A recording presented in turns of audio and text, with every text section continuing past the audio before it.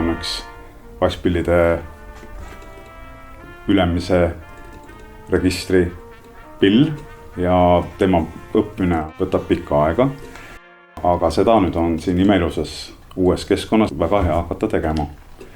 Kõik võimalused on meil lood, meil on väga ilusad uued klassiruumid, suurepärane õhustik, see kõik toetab laste muusikaõpet ja sealt kõrvalt saab ka väga hea üldhariduse.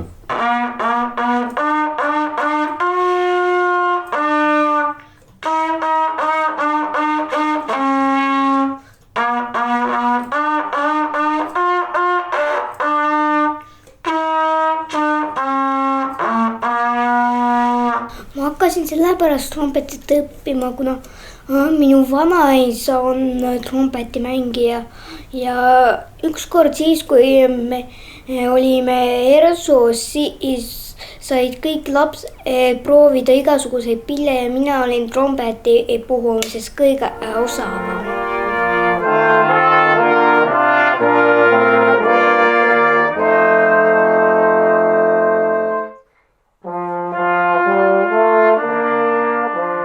Ja mängisime just ansamblis ühte prantsuse traditsionaali Tu viens du berger. Ja seal on väga ilusasti näha, et see faktuur on meil väga lihtne. Ja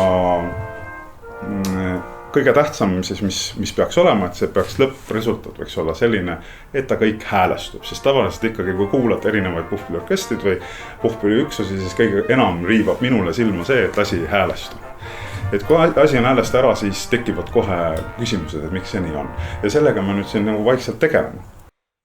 Ja eelnevas väikses lõigus oli juba näha, et see võtab kõik aega, kõik sätime need strihid, artikulatsiooni ja puhumise paika ja siis veel, kui me oleme trompetid tromboonidega koos, siis see peab kõik nagu ühtlaseks ilusaks akordis sulama.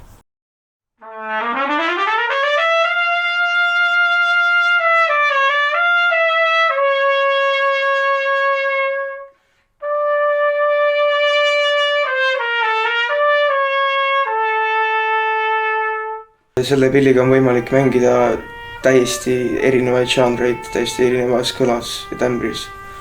See teeb asja huvitavaks, et midagi ei jää kunagi nagu samaks. Ta on kogu aeg huvitav. Trompetiga on võimalik mängida nii orkestris, soolona, bändis, ansamblit, kõike praktiliselt. Keelpillikvartetis kahjuks ei ole võimalik seda küll mängida, see on väga kurb nagu uudis. Aga sellega on enamus koosseisudes võimalik mängida kas tausta soolot või siis lihtsalt juurde improviseerida.